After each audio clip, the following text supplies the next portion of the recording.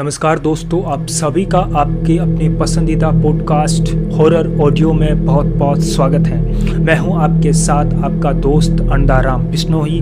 आज मैं आपको जैसलमेर के कुलधरा गांव की भूतिया कहानी बताने जा रहा हूं। दोस्तों, आपको मैं ये बताऊं कि आखिर कुलधरा को भूतिया गाँव क्यों कहते हैं। उससे पहले आपको बता दूं कि कुलधरा गाँव के बारे में कुछ जानकारियाँ। कुलधरा गांव की स्थापना यानी इसको बसाने के पीछे का जो फैक्ट है वो ये है कि आज से करीब 700 साल पहले यानी 13वीं शताब्दी के अंदर पाली यानी जो आज वर्तमान में राजस्थान का एक जिला है, वहां से ब्राह्मण है वो जैसलमेर के इस कुलधरा गांव में आए थे। जिस वक्त ये आए थे उस वक्त ये कोई गांव नहीं था, बिल्कुल एकदम वीरान था। उस वक्त एक जंगल टाइप का एरिया था। लेकिन उस वक्त वहां से ब्राह्मण जो आए और पाली से आए थे, जिनको पालीवाल ब्राह्मण कहा गया, वो यहाँ पर आकर बसे थे। और जो सबसे पहले जो शख्स यानी जो ब्राह्मण जाति का शख्स यहाँ पर पाली से आकर बसा था, उसी शख्स के नाम पर इस गांव का नामकरण हुआ। और उस शख्स ने सबसे पहले आकर यहाँ पर एक तालाब खुदवाया था और उसके बाद धीरे धीरे यहाँ पर उस जो शख्स आया था उसके आसपास के जो पहले जो लोग रहते थे, उसके रिश्तेदार वगैरह धीरे धीरे यहाँ आकर बसने लगे। इस गांव को भूतिया क्यों कहा जाता है? आखिर इस गांव में रात को कोई क्यों नहीं रुकता है? इसके पीछे दो किंवदंतियां हैं।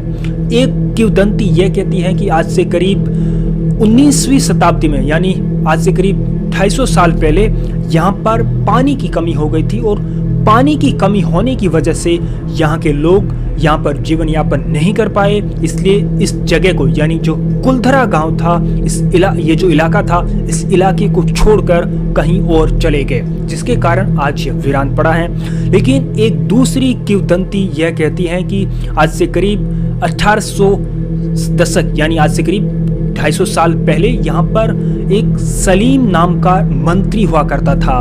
यानी उस वक्त राजा का शासन था और जो सलीम नामक मंत्री था जैसलमेर इलाके का, और उसके अधिकार क्षेत्र के अंदर ये कुलधरा गांव आता था और उसका काम टैक्स वसूली था। वो टैक्स की वसूली करता था किसानों से, जो भी होता था अनाज वगैरह लेता था किसानों से।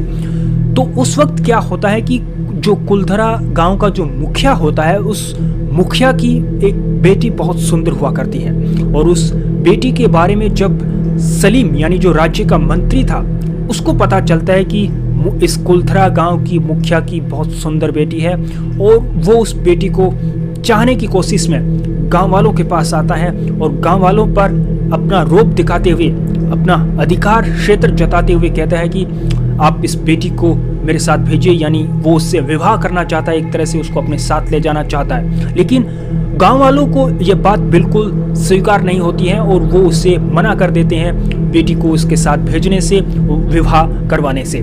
जिसके बाद सलीम सिंह क्रोधित हो जाता है और वो गांव वालों पर तरह तरह से प्रताड़ित करने की धमकी देता है, उनको चेतावनी देता है। उनको कहता है कि अगर आप ऐसा नहीं करोगे, इस लड़की से मेरी शादी नहीं करवाओगे, तो मैं आपसे ज़्यादा टैक्स वसूलूंगा, आपको तरह तरह की प्रताड़नाएं दिलवाऊंगा।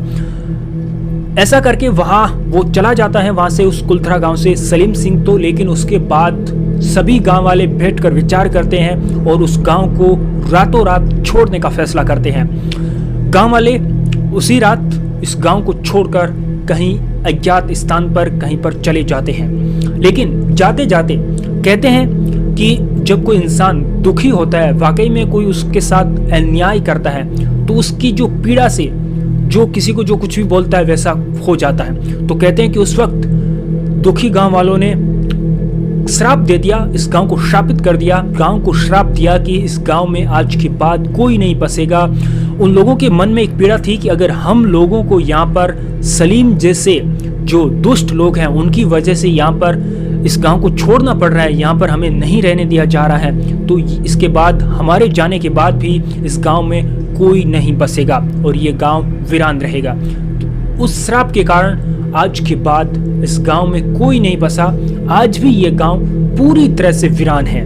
अभी फिलहाल ये गांव भारतीय पुरातत्व संरक्षण विभाग के अंडर है, संरक्षित है, पर्यटन स्थल घोषित कर रखा है और यहाँ पर रात को कोई भी नहीं रुकता है। हाँ, दिन में यहाँ पर लाखों पर्यटक आते हैं, हर साल यहाँ पर घूमते हैं। आज भी यहाँ पर आप अगर जाओगे तो यहाँ पर जो आपको खंडर मिल जाएंगे। यहाँ पर बाकायदा यहाँ पर एक गांव के बीचों बीच मंदिर है, उस मंदिर के चारों ओर है ये गांव बसा हुआ आपको मिलेगा। इसके साथ ही यहाँ पर 3 शमशान घाट भी हैं और ये गांव जैसलमेर जो अभी वर्तमान में मुख्यालय जिला मुख्यालय है वहां से करीब 18-20 किलोमीटर दक्षिण पश्चिम में मौजूद है ये गांव। और आज भी यहाँ पर घूमने के लिए आप जाना चाहते हैं तो जा सकते हैं। यहाँ पर आपको जाने के लिए दिन का वक्त चुनना होगा, रात को आप बिल्कुल भी यहाँ पर अलाउ नहीं है, रात को आप नहीं रुक सकते हैं। और रात को यहाँ पर गांव के जो दरवाजे हैं वो बंद कर दिए जाते हैं 6 बजने के साथ ही शाम को। दिन के वक्त आप सुबह 8 बजे से शाम 6 बजे तक यहाँ पर रुक सकते हैं। 10 रुपये एंट्री फीस है। अगर आप गाड़ी लेकर आते हैं तो गाड़ी की एंट्री फीस 50 रुपये है। कहा जाता है कि रात को कई लोग यहाँ पर रुके हैं, लेकिन बचने की हिम्मत आज तक किसी ने नहीं की उस श्राप के कारण। तो आज का ये पॉडकास्ट आपको कैसा लगा आप कमेंट बॉक्स में जरूर बताइए। अगले हफ्ते एक नई पॉडकास्ट हॉरर रियल स्टोरी के साथ मैं हाजिर होऊंगा, नए स्थल के साथ, नए भूतिया जगह के साथ। तब तक के लिए मुझे इजाजत दीजिए। नमस्कार।